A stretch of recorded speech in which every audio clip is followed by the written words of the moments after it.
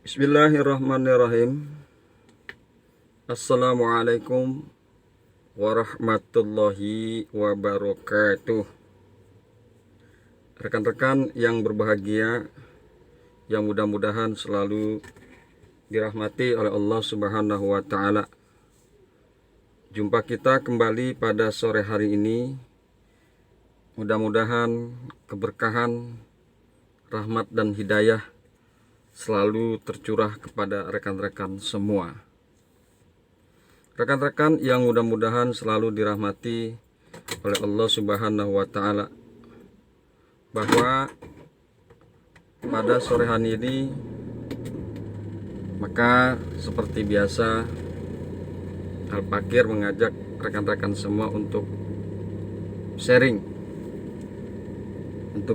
berkenaan dengan masalah agama. Mudah-mudahan sharing ini menjadi bermanfaat untuk diri kita dan menjadi bahan renungan kita, sehingga menjadikan iman kita selalu bertambah dan takwa kita selalu meningkat. Amin amin ya robbal alamin.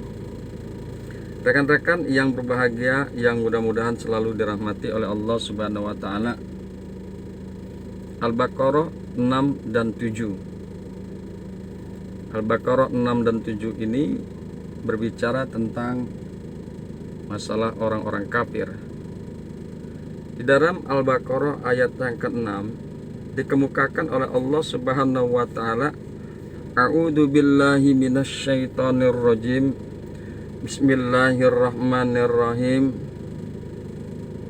Innal ladzina kafaru sawa'un 'alaihim a'anzartahum am lam tunzirhum la yu'minun. Sesungguhnya orang-orang kafir sama saja atas mereka, sama saja bagi mereka apakah engkau memberikan peringatan kepada mereka atau tidak, maka mereka tidak akan beriman. Rekan-rekan yang berbahagia, hamba-hamba Allah yang mudah-mudahan selalu dirahmati oleh Allah Subhanahu wa Ta'ala, Imam Jalaluddin di dalam tafsir Jalalain memberikan contoh untuk orang kafir ini adalah Abu Lahab, Abu Jahal, dan orang-orang yang sikapnya seperti mereka, seperti Abu Lahab dan Abu Jahal. Sawa'un alaihim, maka sama saja bagi mereka apakah engkau memberikan peringatan kepada mereka ataupun tidak. La yu'minuna, maka niscaya mereka tidak akan beriman. Mufasir mengemukakan bahwa ayat yang ke-6 ini berkaitan dengan orang-orang kafir yang kekafirannya sudah mendarah daging, sehingga sampai mati pun dia tetap dalam keadaan kafir. Kemudian di dalam Al-Baqarah ayat yang ke-7 Allah kemukakan, khatamallahu ala qulubihim wa ala sam'ihim wa ala absarihim ghisyawah walahum azabun azimun. Itu kira-kira terjemahan daripada Al-Baqarah ayat yang ke-7. Rekan-rekan yang berbahagia, hamba-hamba Allah yang mudah-mudahan selalu dirahmati oleh Allah Subhanahu wa Ta'ala, selalu dirahmati oleh Allah Subhanahu wa Ta'ala, bahwa khatamallahu ala qulubihim, Allah telah menutup rapat hati mereka, telah mengunci rapat hati mereka. Khatamallahu ala qulubihim, maka orang-orang yang seperti Abu Jahal, seperti Abu Lahab, khatamallahu ala qulubihim, Allah telah menutup pintu hati mereka. Rekan-rekan yang berbahagia, hamba-hamba Allah yang beriman, apakah memang Allah yang telah menutup pintu hati mereka? Abu Lahab adalah Abu Lahab adalah salah seorang daripada paman kanjeng Nabi Muhammad sallallahu alaihi wasallam. Paman kanjeng Nabi Muhammad sallallahu alaihi wasallam ada Hamzah bin Abu Talib, Al-Abbas, Abu Talib, dan Abu Lahab bin Abdul Muthalib. Sesungguhnya Abu Lahab ini adalah nama kunya atau julukan. Dua paman kanjeng Nabi Muhammad sallallahu alaihi wasallam, Hamzah dan Al-Abbas, adalah dua orang yang beriman kepada kanjeng Nabi Muhammad sallallahu alaihi wasallam, sedangkan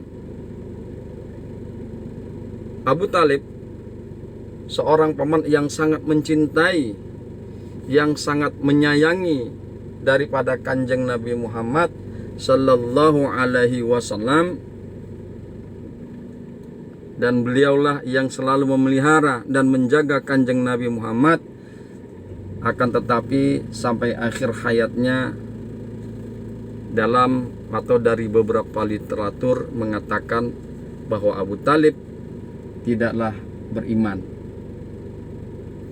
Rekan-rekan yang berbahagia, hamba-hamba Allah yang mudah-mudahan selalu dirahmati oleh Allah Subhanahu wa taala, bahwa Abdul Uzza, nama sebenarnya Abdul Lahab ini adalah Abdul Uzza bin Abdul Muthalib.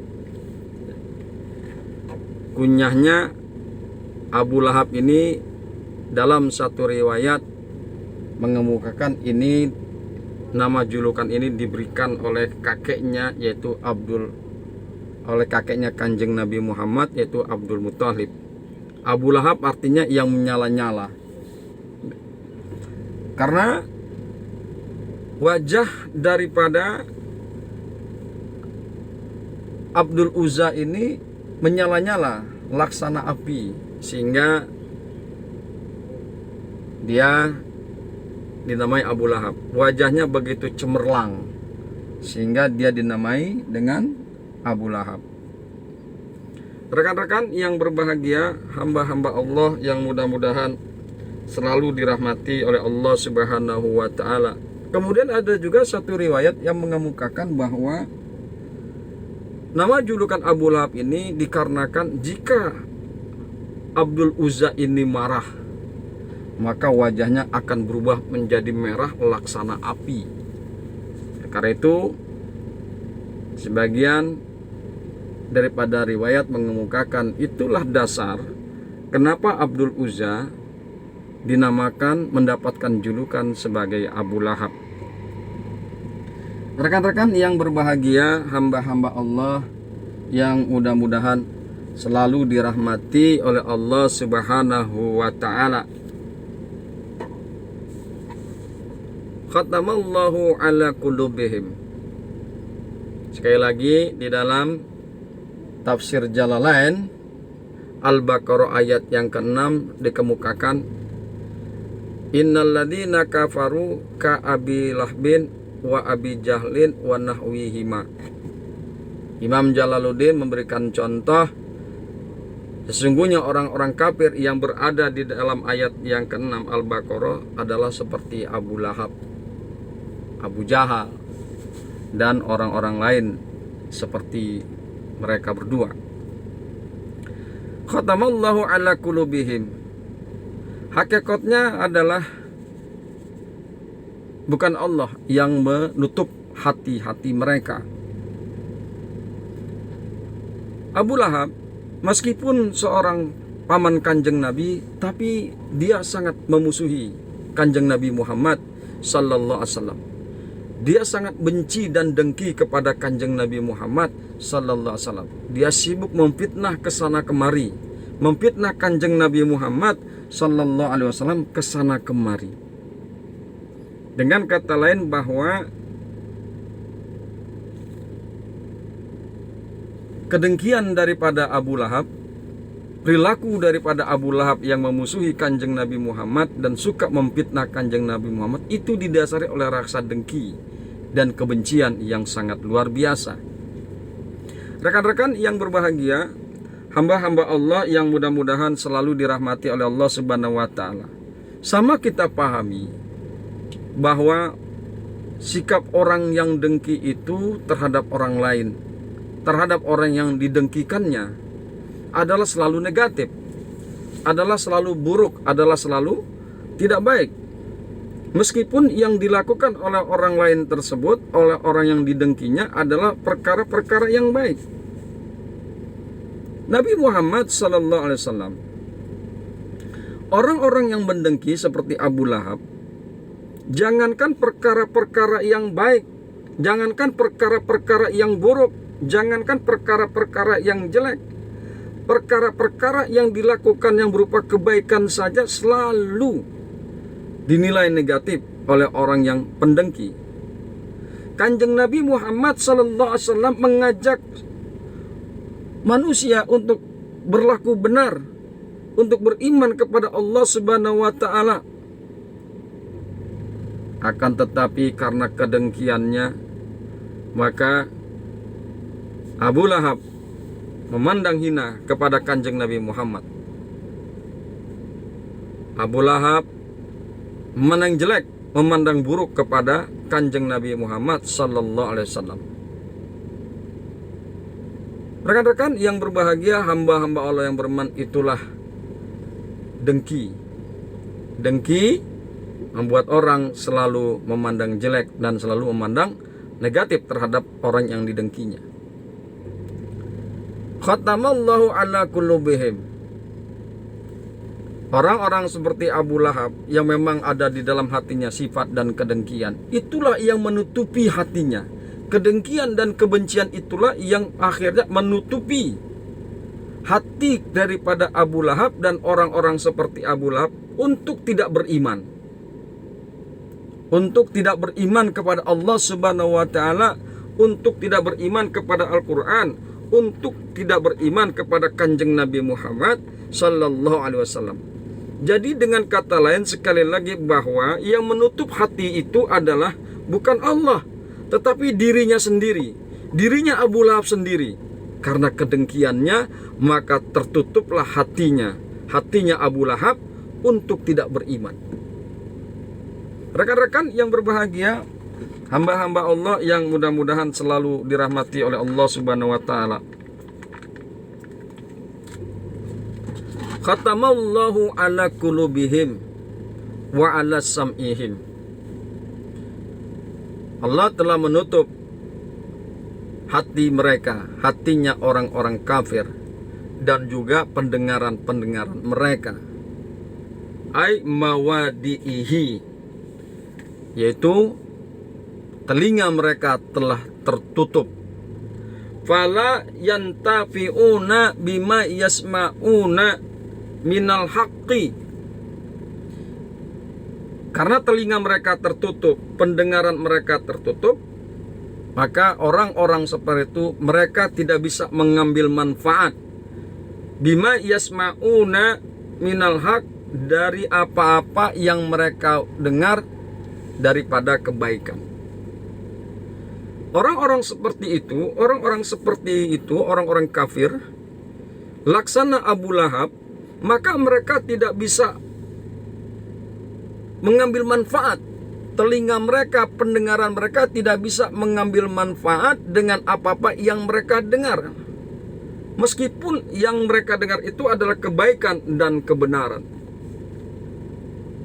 Rekan-rekan yang berbahagia, hamba-hamba Allah yang beriman, meskipun Kanjeng Nabi Muhammad telah berkata benar, meskipun Kanjeng Nabi Muhammad telah mengajak mereka kepada kebenaran dengan lidahnya, dengan lisannya, maka tetap saja mereka tidak bisa mengambil manfaat daripada ajakan Kanjeng Nabi Muhammad sallallahu alaihi wasallam. Mereka tidak beriman. Rekan-rekan yang berbahagia, hamba-hamba Allah yang mudah-mudahan selalu dirahmati oleh Allah Subhanahu wa taala. Wa ala absarihim ghisyawah. dan di atas penglihatan mereka gisyawa, ada tutupan. Di atas mata mereka ada tutupan. Fala yubsiruna haqqa, maka tidaklah mereka bisa melihat akan kebenaran. Rekan-rekan yang berbahagia, hamba-hamba Allah yang mudah-mudahan selalu dirahmati oleh Allah Subhanahu wa ta'ala. Tanda-tanda kekuasaan Allah sedemikian besar yang bisa kita perhatikan, yang bisa kita lihat. Di antaranya adalah tanda-tanda kebesaran Allah adalah Al-Quran sebagai mukjizat yang terakhir diberikan kepada Nabi yang terakhir.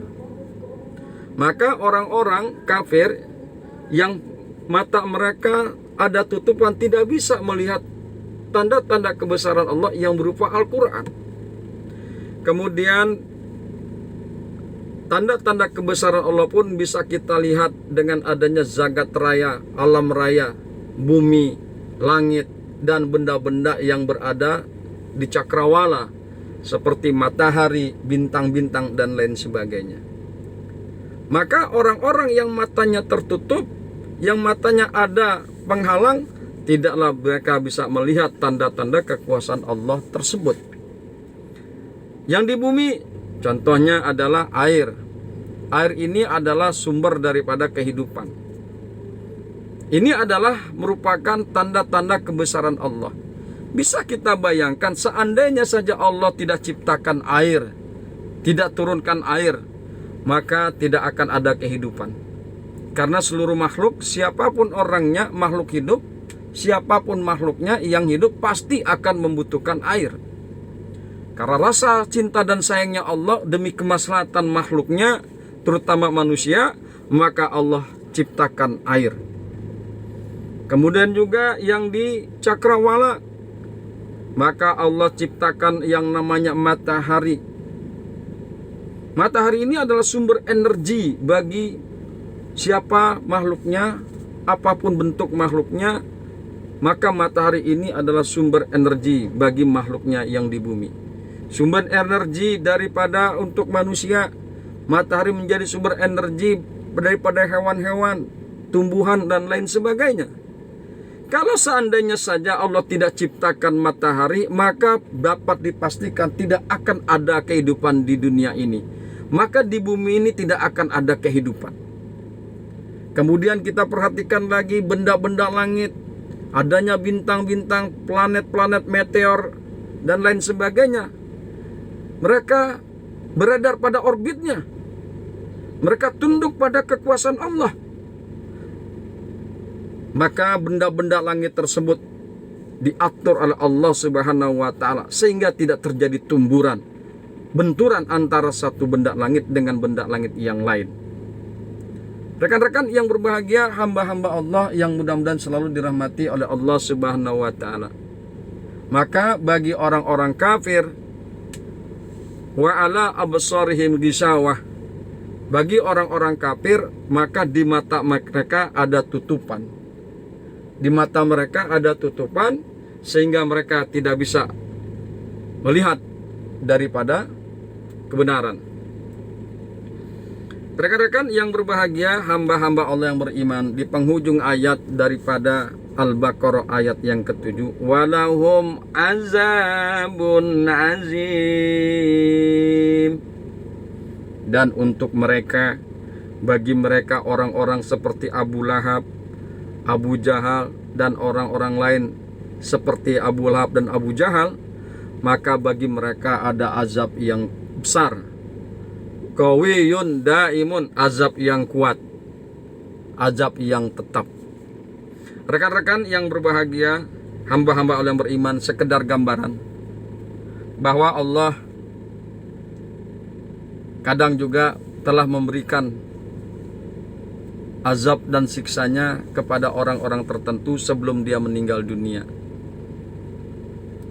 Abu Lahab, Abdul Uzza bin Abdul Muthalib, telah Allah perlihatkan azabnya di dunia, di mana setelah dia mendengar kekalahan pasukan musyrikin, orang-orang kafir dari perang Badar, maka dia jatuh sakit.